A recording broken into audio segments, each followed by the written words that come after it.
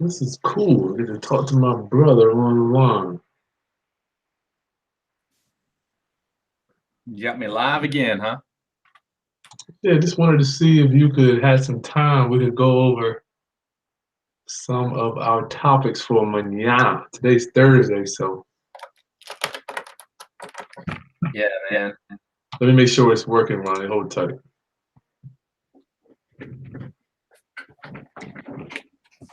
I'm slouching. Let me sit up. Yeah, man. Let me make sure it's working, Ronnie. Hold tight.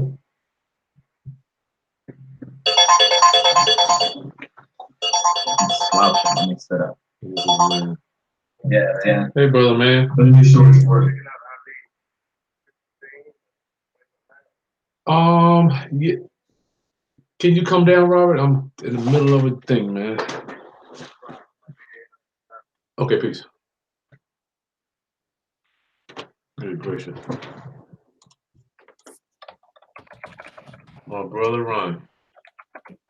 Yeah, we're just doing some brainstorming real quick. My brother and I get to talk to him every day now that I used to only talk to him Christmas, Thanksgiving, and the birthdays. We didn't talk on birthdays. We were just Send a text to message. make sure someone got the card. I don't think this thing is working, but it might be. It says we're live. We usually have a chat screen on the side, though.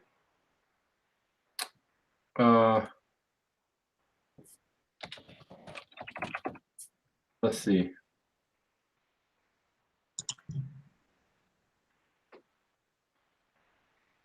Brainstorming Ask a Haskins, 13 views, and chat is disabled for this live stream. You got to enable the chat. Did I not do that? I don't think so because it says it's disabled. 13 views, and chat is disabled for this live stream. All right, let me work on that real quick. Class, if y'all can help us come up with our topics, we have some ideas we wanted to discuss. How did the chat get disabled on this stupid thing? Oh no, man.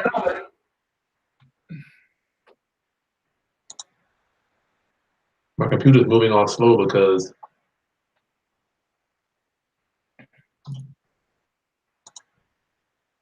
I'm running live.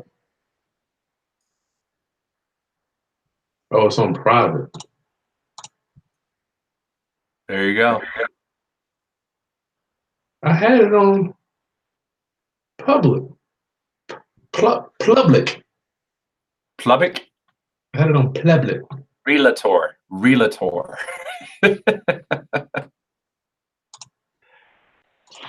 Quick claim. I don't know where that stuff comes from. Is it on? Can you see if it's the chat box is up? Claim. I don't know where that stuff comes from. There Why we do go. I keep hearing you talking? Is it on? Can you see if it's? I see a chat room. All right, go ahead and pause yours, Ronnie. I did. All right. My brother and I'm not even gonna chat. I'm not even gonna put a chat, but Ronnie, we were talking. It's never ending, isn't it? It's always learning something. Would you agree? I would agree that I heard from a big business owner, like it was like 20 years ago. I was talking to him in his office, and his philosophy was if we're not growing, we're dying. You know, and you can just remove growing and put learning. You know, I mean, you're right. I think you're right. T. Harv Eker said that, man. Just like a plant, either the plant growing or dying. There is no in between. There's no stasis. Class, if you want to put some chats in for our topics for tomorrow and what you want us, my brother been flipping cars since the late 1990s. And I've been flipping houses since 2004. Ronnie, but I wanted to find out what is your sales USP, in business. That's the oh, is that what we said? No, we didn't say that. Our topic? Yeah, the thing we said. Oh yeah, how to do? What was it? Go ahead. I wrote it down. Hold on. How to only do business. My mentor says, Chris, You need to figure out how to do business with people that want to do business with you. Stop beating your head up against the wall and saying, why do they want to do business with me? Why won't they sell me their house at a discount? It says how to only do business with people that want to do business with you. How to only do business. Yes. That's it, man. Please buy my stuff. Please. What do I remember when I was back in the car business in the 90s, it was like I would say, Chris, what does it take to get you into the car today? Today. You know? It was never about the relationship. It was never about the anything of value. It was just, what is it going to take to get this deal done today? Basically, they're saying, how do I get, ultimately, they're saying, how do I get paid today? Yeah, it's all about what's in it for you. You know, you're not helping the client at all. And so, you know, that was a tough time, man. You got to go through those lessons, though. Mm-hmm. Well, class, TD Williams, what's up? My brother and I wanted, we figured that we wanted to discuss my mentors, wow, many years ago, it says Chris, and I have used it. When I ask for people, I'll be like, Miss Smith, what do you owe on it? If they tell me, well, that's none of your business. I always say, Miss Smith, frankly, we do business with people that want to do business with us. And what did she say then? She go, usually they'll give it up. I got to talk them out of the panties from here. From a few times I got to do that, but then if they say, well, I don't want to do, I've got a whole bunch of comebacks after that. I can cover those down if you want. Are they comebacks and manipulation, or are they just closes that you've learned throughout the years? These are more my friend Paul Abercrombie, who owes me more money than I want to. I don't want to even hear about it. No, but he had a good one. He said, Chris, sometimes you got to lead your client to the next destination. It's so sometimes people need a little leading from time to time. So then I'll come back and say, well, Miss Smith, you know what? We have all types of ways we can buy your house. One of the ways, I don't even know how I can do it unless we know what you owe. And I promise you, if you tell me what you owe, you won't die. And I won't put a gun to your head for you to tell me. I mean, it's crazy, right? It's like, I don't know about you, but it's almost like, you see that movie I, Robot with Will Smith? I love that movie. You know what? Isaac Asimov. I need to read that book again. Yeah. You asked the question, right? He goes, that's the wrong. Yeah. Now you're asking the right questions. Yeah. That is it's so amazing. That's so true. It's so true. Hey, Ronnie, this guy's he's got to sign some paperwork for my kid's college account. Give me 1 second. I'm going to get him to sign his papers. All right. I got to do some paperwork anyhow. All right, hold on. I got to deal with Billy every time somebody comes to the door. Billy sounds like a murderous dog, man. Mom was telling me how bad Billy can be to other dogs. Like he's what they call dog aggressive. But he's only like this big. So, man, Billy, he's so cute.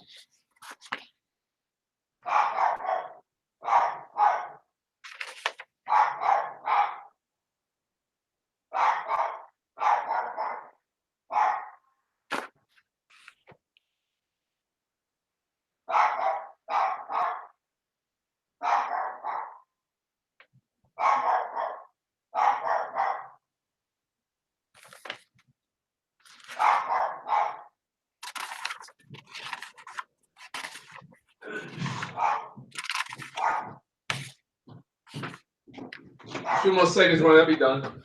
Okay. Hey, Ronnie, let the class know what we're doing.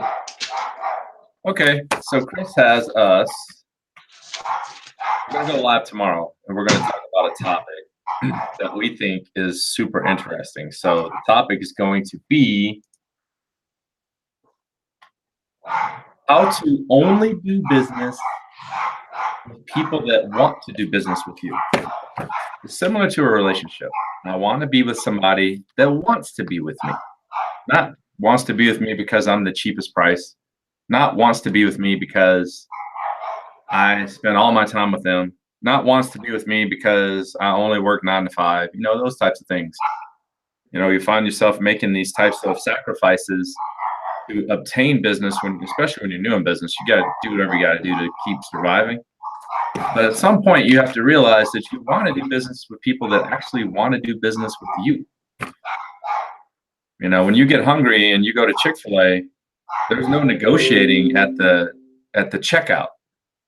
You want that chicken sandwich. So, you're willing and happy and able to pay for it. And so when you get through that drive-through, you're like, here's my money, give me my chicken, and you feel really good about it too as a consumer. So how do you create a society of clients or a niche of clients that want to do business with you, and vice versa? You want to work with them. I think it's a lost art. I think people don't put enough thought into it because they want to go out and get as much business as they can, but they don't stop and think for a minute, why is this so hard? Why do I always have to be the cheapest? Why do I always have to have the top bid? Is it always about the money? Those types of things. But once you elevate your game and you zero in on your niche of people you want to work with, things get a lot easier because you find a lot of people that actually want to work with you. So that's what we're going to be talking about when Chris gets back from chasing Billy around the house. And in the meantime, I'm doing some paperwork that I got to get done, or else it starts to pile up on me. But I'm going to try and get this done and out of the way as quickly as possible. And then Chris gets back, we can talk about it. So while you're listening, if you put some thoughts that you have in the comments, and we can flesh those ideas out as well, go ahead and type them in. How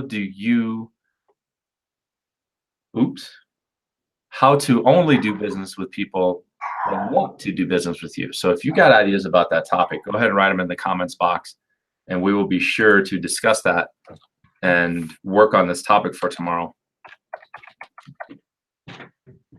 Sorry about that, brother. Sorry, man. Luxury car store.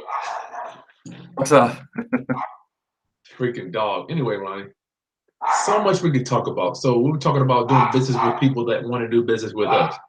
Yep. How does that pertain? Is that something that you can go over? Like you can cover? I was just talking about it. It was like so many times we spend all of our business time, especially when you're starting out, guys. When you're starting out, it's called survival mode. The first 5 years of your business is survival mode. It's basically whoever will buy from you is good. There's no downside to that as far as continue to move. But what you find is you can never lose sight of trying to create a niche of clientele that wants to do business with you. Chris, when you were gone, I explained it. It's like Chick-fil-A. When I get in the car and get in the drive-thru and make my order for the 30-piece nuggets for $13 or whatever they got going on, when I get to the checkout, I'm not like, hey, I know there's a deal over here. I can get these chicken nuggets cheaper, man. I mean, I don't know if I want to pay this. No, I'm like, here's my money. Give me my nuggets. I'm excited. I'm like, I'm so happy to be at Chick-fil-A tonight. And so, but you can create people that want to do business with you with the same level of enthusiasm, the same level of excitement, but you have to work on that niche. You got to figure out what it is and identify it. But we'll go over that. That's one topic. We got one guy, TB Williams, says, getting past the fear of doing your first deal. That could be selling your first product, selling your first car, or selling your first house, or selling your first. We just call it widget. Like Dan Kennedy says, whatever the widget is. Yeah, it's like cars, trucks, houses, whatever it is. Paintings. Well, what do you think about that one? That's hey, TV Williams. By the way, that's a great topic. The fear, overcoming fear. Ryan, do you have? You know, we talked about that before we went live, dude. Tell us about Ryan. Go ahead. Let's be transparent. My brother is on autopilot. Okay, so he's like two questions. He said, "Can a topic be getting past the fear of the first deal?" So, TB, can you explain that a little bit further? Like, you're just afraid to do the first deal, or you're afraid you'll never get the first deal? Like, I'm afraid I can't get a deal done. Well, Ryan, you were saying, remember earlier before we went live, you were like, man, I'm just, even me, I'm like, I don't even, you do it intrinsically. I don't even think about the fear for me is not doing it. I'm already doing it so much. Right. Yeah, I mean, fear is just like to quote another Will Smith movie, since you were talking about iRobot, if you watch that movie After Earth, it's just not real. It's Yeah. just not real. But that being said, I understand. You have all of these different fears. You got the negative person right here on your shoulder every morning, and you got the positive person. And sometimes that negative voice gets a real bass in his voice when you're not making any money. Shit, yeah. Even when you're making money, Ryan. Yeah. You ever do that? Like, you get everything's going well on autopilot, and you're like, I wonder when the bottom's gonna drop out. Right. I feel like that when I walk out of my front door, dude. You're like, everything's going so well. I wonder when it's all gonna just be destroyed and be nothing left. End of the world, right? Yeah. Yeah, that same feeling, dude. Oh yeah, man. I've had that thought plenty of times. I mean, I guess I should be answering you like, nah, man, it's easy. I come to work every day. It's all works out all the time, and all the bills are paid, and nothing is ever wrong. That's not true. We have to operate despite fear. You know, the house I live in, I bought it subject to, right? So that means the loan is in somebody else's name. I own the house. Okay. I'm telling you, Ryan, sometimes I go out of my front door, man, I just think the bank is gonna be, they're gonna have a bank rep there. Or, it's like it's just worry. You just worry about stuff that will never happen. I have a little saying about that. I don't like to worry. I try not to worry, but I especially don't like to worry about things I cannot change. Like, like there's nothing I can physically do to stop that bank from showing up. I can't call anybody. I don't know anybody to call. So it's just like this whole massive worry. I can't stop it from snowing tomorrow. I can't change that. So how do we get over that shit? Like yeah, I mean, that's the repetition, consistency, I think there's a lot to be said about lying to yourself too, man. I'm not saying be anti-truth, but speaking life into yourself. Like, even when you don't believe it, you gotta tell yourself you're gonna be okay. Yeah, that's true. Because if you say it enough, you'll believe it. Like, if you were a track runner, getting over that first hurdle, or if you're like me, it was football. And I remember, like, man, I'm running these routes and I got to get my hands up and get my thumbs together. And there were times I just didn't believe it. But I just kept on doing it. I think that when you don't believe it, you need to work harder. You know what I mean? So that is a topic we can discuss. TV Williams today, class. This is impromptu. I'm just with my brother. This is nothing that was scheduled. I'm bringing you in. I'm here to tell you. I promise you. The reason that I am successful is because I have people around me that are smarter than me. I get to bounce ideas off of them. Luckily, one is my brother. I get to bounce ideas off of this guy. His brain processes. If you ever read Think and Grow Rich, when two people come together, they create a third brain. It is amazing. I don't know how it works, but it works. And don't get it wrong, I don't have all the answers either. I love hearing from my brother. And that's a big point. Like we were just talking about it. If you're not learning, you're dying. And I like learning from Chris is younger than me. And I'm like, wow, you got some new age stuff. I like hearing what you have to say because it enlightens me and expands my brain. And once my brain expands, it never goes back to the same size. It can't go back. That's right, bro. So he says the phone people. How do we find that? Well, TB Williams, we're gonna go over that tomorrow. I don't want to go too deep today because I don't want to. Shit, we won't have any content for tomorrow. But we're gonna do that, and we'll talk about the fear too, because I think, I'm still scared as shit. I'm gonna be honest with you. Man, TB, I want you to know this. I have to convince myself every day that I am a real estate investor. I don't know about my brother. Dude, I convince myself. T. Williams, let me tell you, man, like, you know what? You can condition your brain with your business, but you have to condition your brain in other areas of your life. Like for me, it's when I go for a run and I'm looking at the end of the road and I'm like, I'm just not feeling like I can get there today. What I do is I lower my sight and look at the sidewalk, and those become my goals. Like they're smaller goals. I get to the next light and the next light. Before you know it, I look back and I'm like, man, I got the 3 miles done. But my point is, if you're conditioning yourself, whether it be lifting weights, reading, whatever the case may be, to overcome things, then you can also apply that in your business field, and your brain picks up on it. It's not just business. Yeah, you're right. Don't look too far out. Yeah, one step at a time. Yeah. Looking too far out. Yeah, if you think about the mountain, okay, financial freedom, right? Everybody wants 10 to 20 houses free and clear. Yeah. Right? That can be, oh my goodness. That's a lot to swallow, Ronnie. Yeah. When you think about that, but then you think about that one, can we get one house paid? Can a brother get one? I'm real close on 2. Yes. Like, it's a weird feeling, but I'm telling you, man, it's like, for me, a successful day to day is getting this paperwork done. Like we always want to judge our day by, did we make any dollars? But doing the work is You're right. To the dollars. That's just what I did with the guy.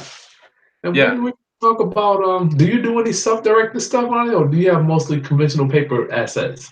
I have conventional paper assets. Self-directed, like you're talking about, like you're being your own bank. I don't do.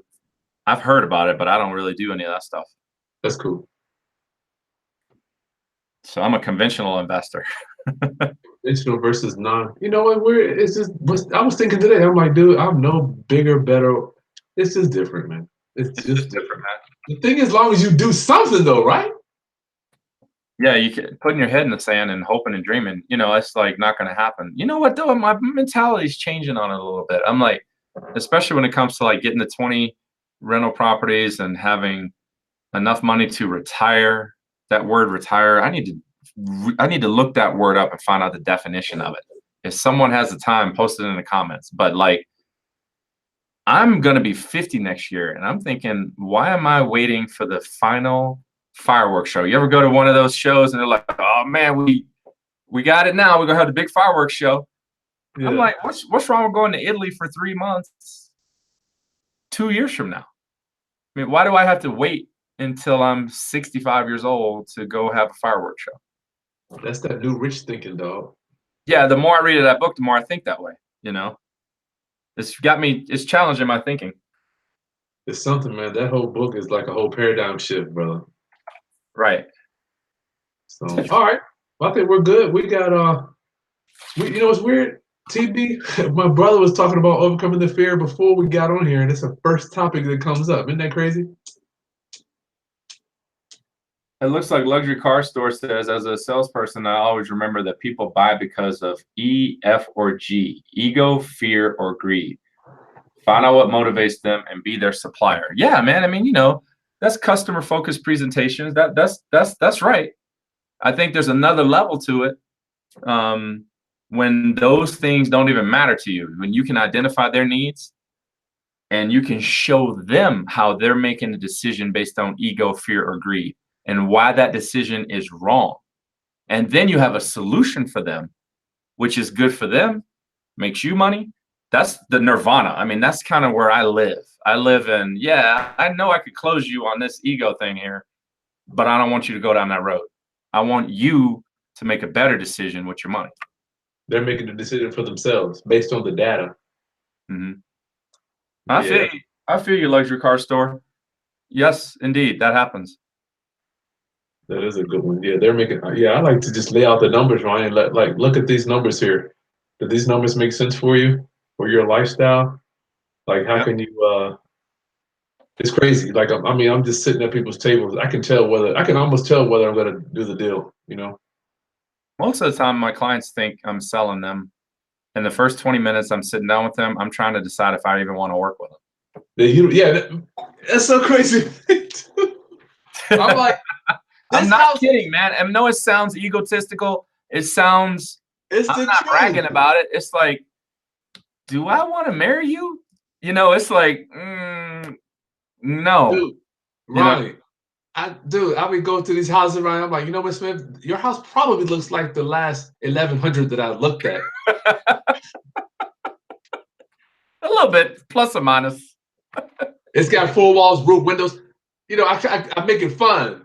Yeah, But I want to know about you. You know, when they hear that, they're like, damn, it's true. it is It's true. I have a funny thing I say too. I'm like, well, let's go look at your trade. First, I'd like to tell you, nobody's ever told me that I paid too much for their trade in.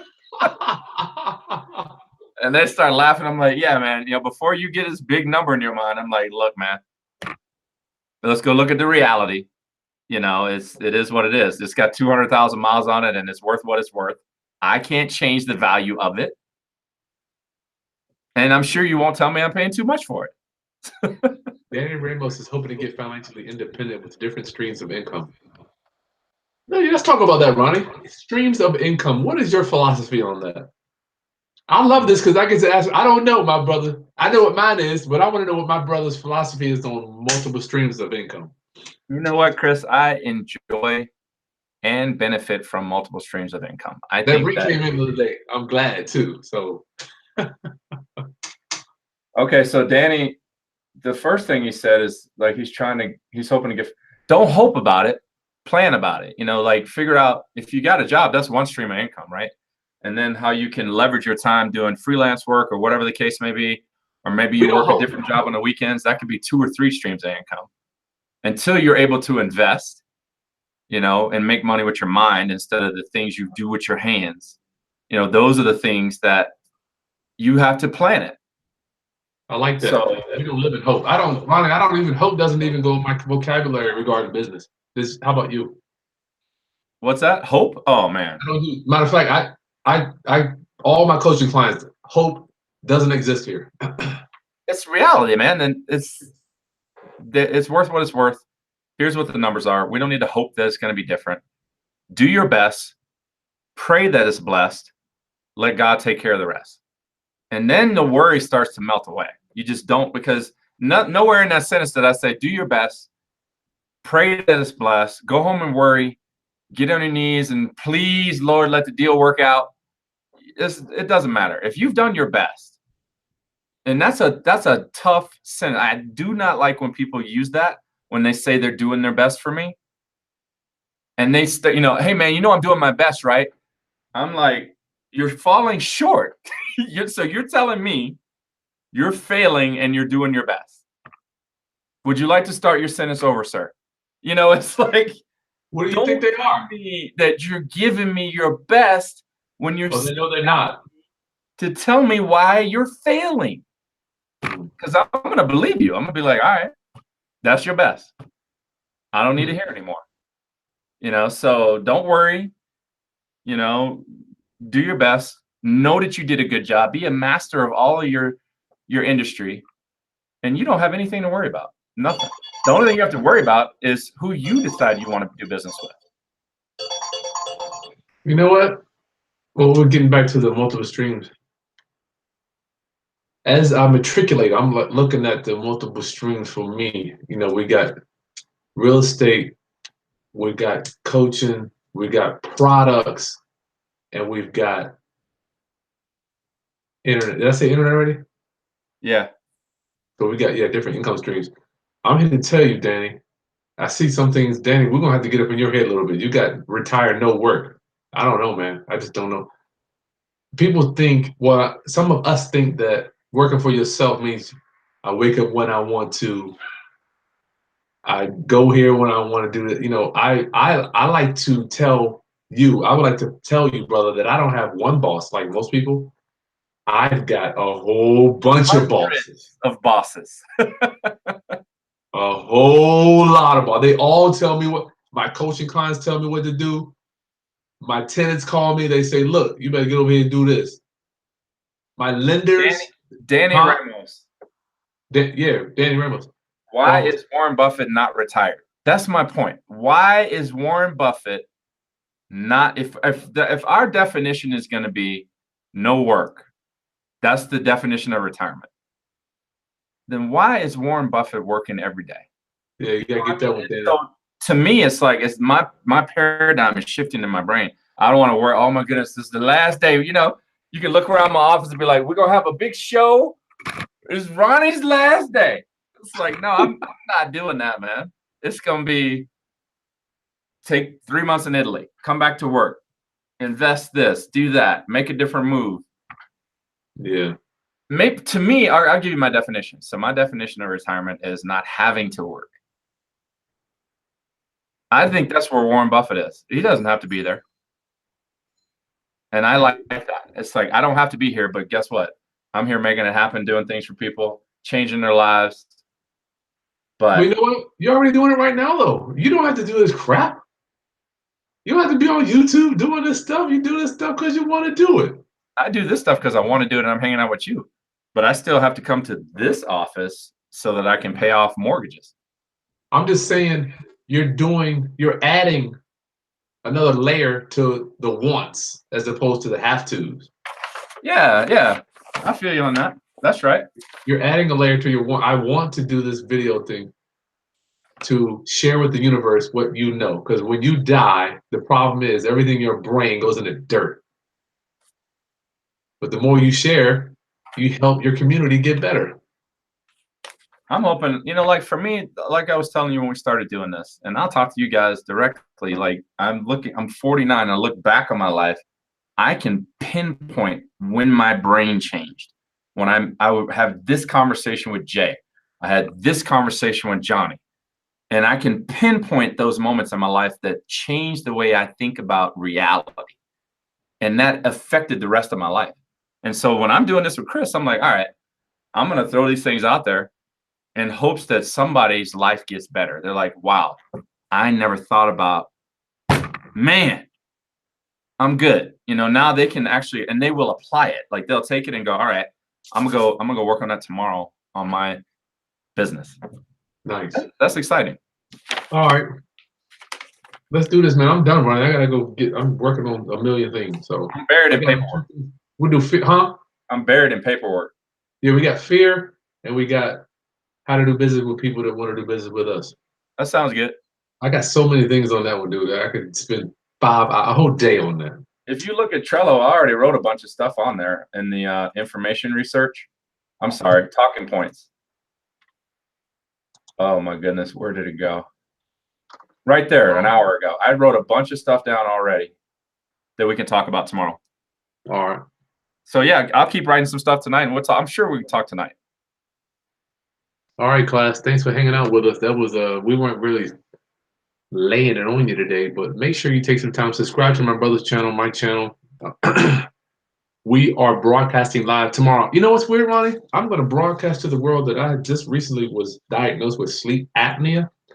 I got to meet with my sleep specialist tomorrow. So I don't know the time yet, but it might be a little earlier or later. Is that going to be okay? Yeah, just let me know tonight. And I would like to send back out to Danny Ramos. Danny, I hear what you last said in your thing. Like, you're not saying it work for you, but you love an example of not having to be at the mercy of a company. I totally get that. Yeah. So what he said was he's trying to build multiple streams of income so that he can free himself from being at the mercy of the company. So you're absolutely right. Okay. You can do that. You can do that. It takes time. It takes tenacity. It takes building value, all of those things. But yeah, and then Luxury Card Store said Joan Rivers worked up until the day she died. She did it because she wanted to.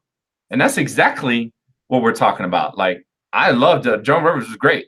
She didn't have to be on TV, but man, she wanted to be. Maybe Danny seems like he loves air conditioning systems. You got to make good money doing that, Ronnie. He does air conditioning systems? Dude, I'm paying $3,000. I just paid $3,000 for one yesterday. Yeah, I think the one that went in my house was like $5,800. I mean, like, yeah. You got a big one though. There's two. So two unit. Yeah. All right, dude. You're gonna have to go to work when you get here too. When you get here for Thanksgiving, you need to go to my house and look at stuff I need to change and all that Come stuff. on, your properties. No, just the house I live in. And don't be telling me it looks like the last 11,000 houses you looked at. It's 4 walls, a house, broken windows. Ronnie. How may I serve you? That's my motto, brother. How can I help? That's me. You know, that's Ivan Meisner's actually, but how can I help? Really? How can I help? Yeah, that's what he says. All right, let me call this doctor, dude. I'll call the doctor and I'll talk to you about that time for tomorrow. All right, peace. Love you. All right.